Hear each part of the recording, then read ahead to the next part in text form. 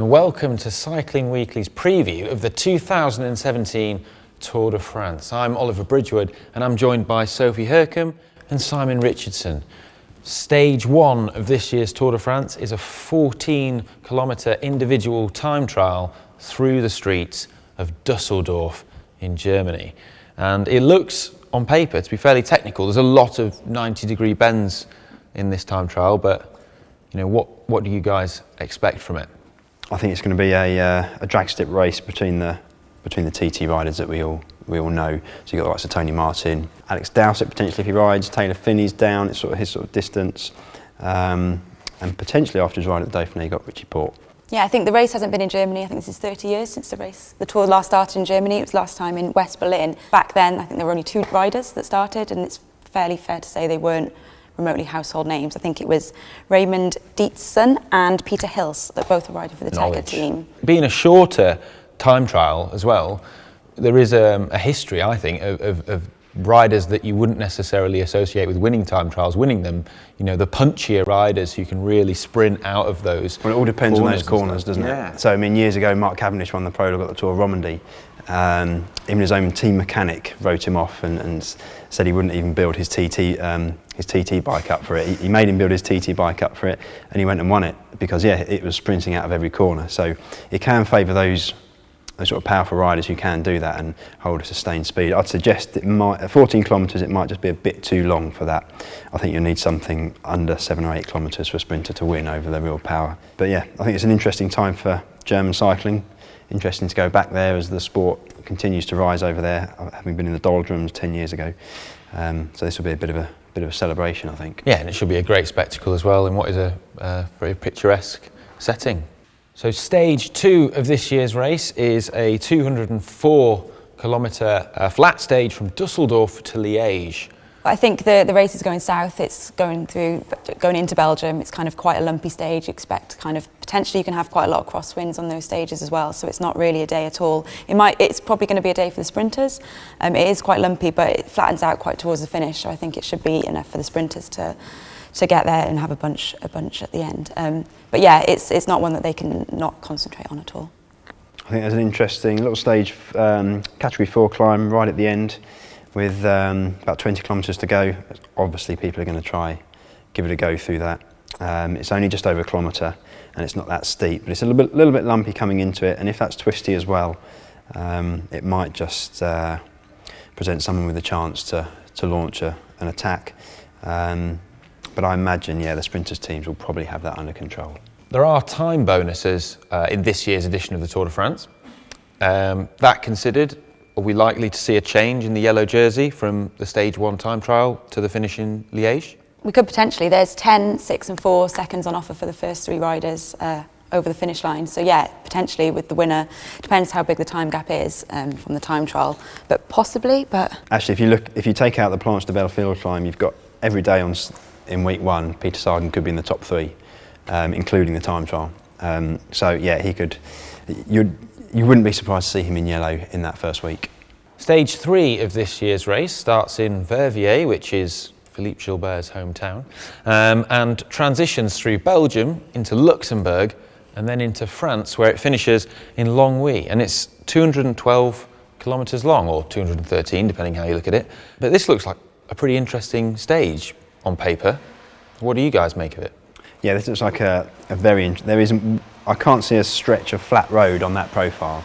It's all lumpy and it finishes at the top of a category 3 climb. So this is going to be, well, I'm already thinking Alejandro Valverde, Dan Martin. It looks like those sort of suits those sort of riders. I think it's could be fun because the GC riders will have to stay alert and stay up the front at the finish there, because there's a few seconds to be gained there over someone who isn't paying attention. So on paper it looks, if you don't pay attention, it looks like a very flat stage compared to the mountainous stages, but I mean the finish is 1.6 kilometres at 6%. Yeah, I think it has a patch in it that peaks at 11% as well, so it's definitely a day that will suit the kind of Ardennes classics sort of riders, like you said, Dan Martin, Valverde, maybe even Peter Sagan would probably give it a go. It's the kind of, you never write him off on a climb. It is quite steep, but it is the sort of thing you could see him kind of having a pop at as well on a day like today. Starts in Gilbert's hometown.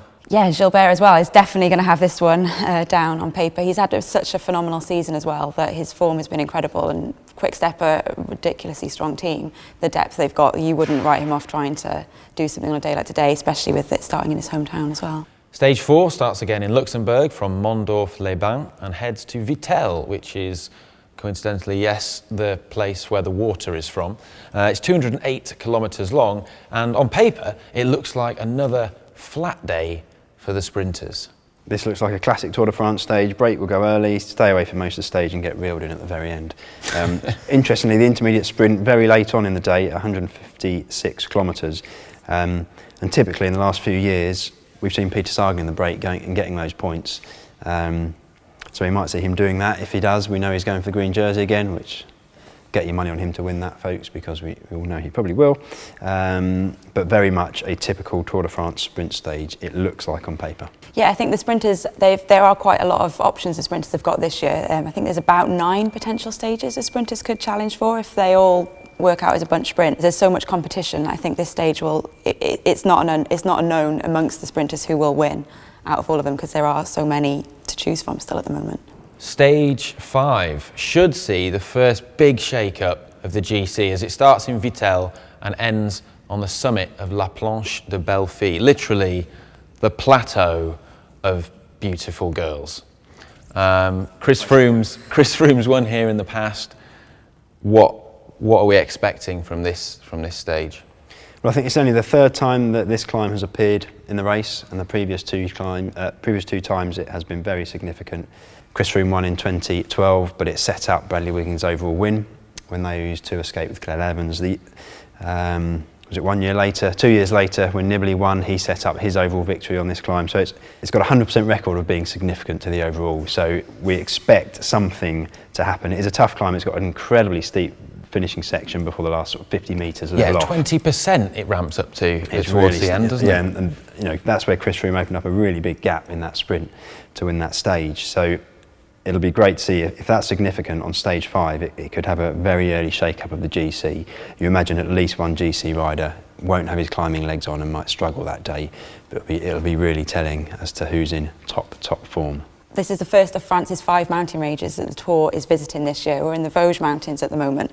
And up until Planche de Bellefille, the stage is fairly kind of rolling, I would say.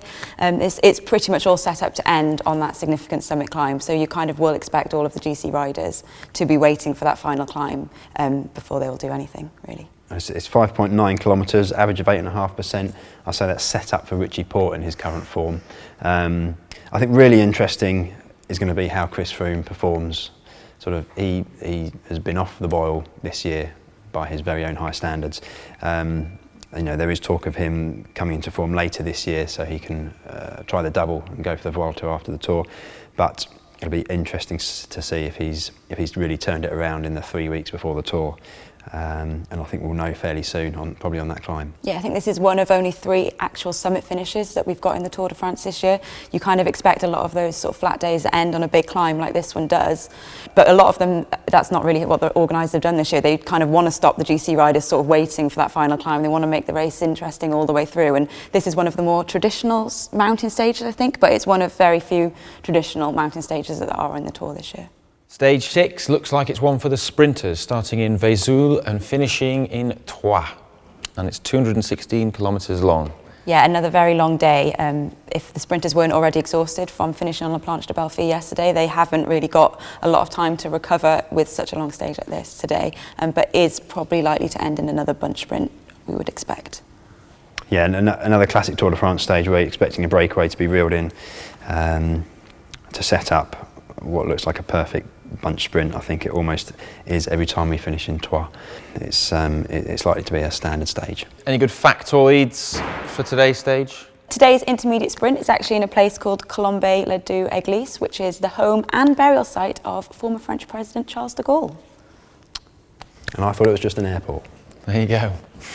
Stage 7 starts in Troyes and finishes in Nuits-Saint-Georges. It's 214 kilometres long, and it's the 4th stage? Fifth. The 5th stage over 200 kilometres. Yeah, it's another very, very long day for all the riders, so yeah, if they weren't exhausted before, their legs are going to start to be feeling it already at this early point in the race, probably. They are going to be completing all the Strava distance challenges, though. Yeah. So, I mean, True. Every cloud. I mean, a lot will depend on how much the sprinters team, how much responsibility they want to take on. This is a long opening week and really hard. It depends how it's raced. If they trundle along, letting the brakes go up, not putting too much effort into it, they'll be okay by now. But if the weather's kicked in, if some of the teams have taken it on, that there could already be some tired legs by this point. So it'll be interesting to see who's got it in the sprints by the end of week one. Yeah, and this Finnish town today has hosted 2 stages of the Paris-Nice before in the past, both of which have been won by sprinters. I think the last was Matt Goss in 2011. So yeah, we're definitely expecting it to be another sprint stage today, even though there's one categorised climb, I think, but it's far enough out that the sprinters, I don't think, will be too worried about that. Stage 8 sees us in the Jura mountains in this year's Tour de France, and it starts in Dole and finishes on the Station des Roues. Yeah, I don't think the organisers are classing this as one of their actual summit finishes, although it does finish on a climb. It sort of flattens out, I think, and then sort of ramps up with about 2k to go up to a little shorter steep climb up to the finish. Yeah, there's a stage 1, category 1 climb of almost 12 kilometres, but that peaks out about 10k before the actual finish line.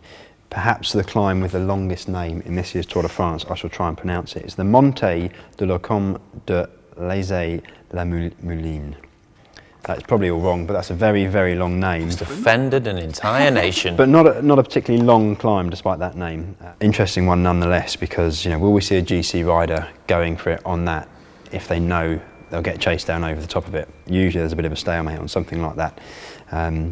So that's what kind of makes it interesting. Certainly doesn't suit the likes of Froome or Quintana. Tomorrow's stage is looking pretty tough as well. Yeah. That considered, is that going to play a part in how people ride today? Yeah, I think the tomorrow stage is the final one before we get a rest day, so it's sort of end in week 1. It's an absolute beast of a day in the mountains, and I think most of the GC riders will have their eye on that. I think today's stage probably looks to me a bit like a classic breakaway day. I think a sort of large, maybe 15-rider break will be let go as long as they're not too much of a threat. There's no one in it's too much of a threat, and I think they'll be let go and they'll be the ones that'll contest the win, and the GC riders will probably be saving their legs for tomorrow's stage. Yeah, there's a lot of opportunities for breaks to go on early on that stage as they climb up several climbs during the day, only 2 of which are categorised, but there's a lot of climbing. So yeah, perfect day for a break. With no sprinters team to reel it in, and probably no GC team yet in control. That sounds about right to me. Stage 9 is from Nantua to Chambéry, and although stage 17 has been touted as the queen stage of this year's race, this one looks absolutely savage. There are a ridiculous number of climbs, including 3 hors category climbs, including the Grand Colombier and Mont du Chat, which was recently in the Criterium du Dauphiné, literally Cat Mountain. Yes, this is the first big day in the Alps down to Chambéry. 7 climbs, 3 of which are all category, and we have 51.3 kilometres of climbing today. It really is a brute. And 3 of those, the 3 all category climbs, are all touching 10% average gradient. So it's a really, really tough day. But interestingly, not a summit finish. They descend off the Mont du Chat and then along into Chambéry, which is pretty much what they did in the Dauphiné last week. Yeah, I think the last 50k are pretty much exactly almost what they did in the Dauphiné. So we've sort of had a bit of a test run to see what this stage might be like at the finish, but I think the more interesting thing as well as the finish is actually the start of the day, because the riders pretty much start uphill and they start on a climb, so we'll probably expect to see them on the turbos, I would have thought before, and they're the days that a lot of the riders I know sort of fear a little bit. I know Chris Froome, sort of at the Vuelta last year, he was caught out on a day that started on an uphill like that. Quintana and Contador caught him napping a little bit, and that was the day that he effectively, I think, lost his chance to win the race. So he's definitely, I think, going to be on it from the beginning on a day like today, because he's not going to want the same thing to happen, as will all the other GC riders. 181 kilometres, I'd be very impressed if any GC riders took it on early. That would be a fantastic stage. But yeah, they'll be warming up because they are straight uphill over two categorised climbs. But the descent is where we saw Port in trouble at the Dauphiné. Yeah, the descent was very, very technical, as we saw in the Dauphiné. It was very twisty. I think the motorbike actually pulled over at one point because the riders were going that fast to let them go by, because he just couldn't even keep up with them. It was sort of gave me a bit of motion sickness actually watching it. So yeah, the descent is very, very steep uphill, and it's very, very steep downhill, that climb. And I think that's what the organisers, they've brought a lot of these newer climbs into the race this year. Some of the more traditional historic ones we're not seeing, and it's a lot of these ones that are steeper, both sides up, that are to try to maybe catch some of the riders out. And I know that, as they were saying, some of the riders have said before, if a climb is that steep, it doesn't help if you've got loads of teammates in front of you, because your legs are going to hurt no matter what if you're climbing at gradients that they're going to have on a day like today. So having a really strong team isn't necessarily going to make much of a difference on that final climb anyway. And there was lots of commentary around the Dauphiné that Chris Froome had been working on, his descending. Obviously we saw him descend to a stage win last year. In the Pyrenees, and he looked good in the Dauphiné as well this year. So maybe that's something they've looked at. The summit finishes, they're not really there this year, only 3 of them, but you've got to be on the ball over those final climbs.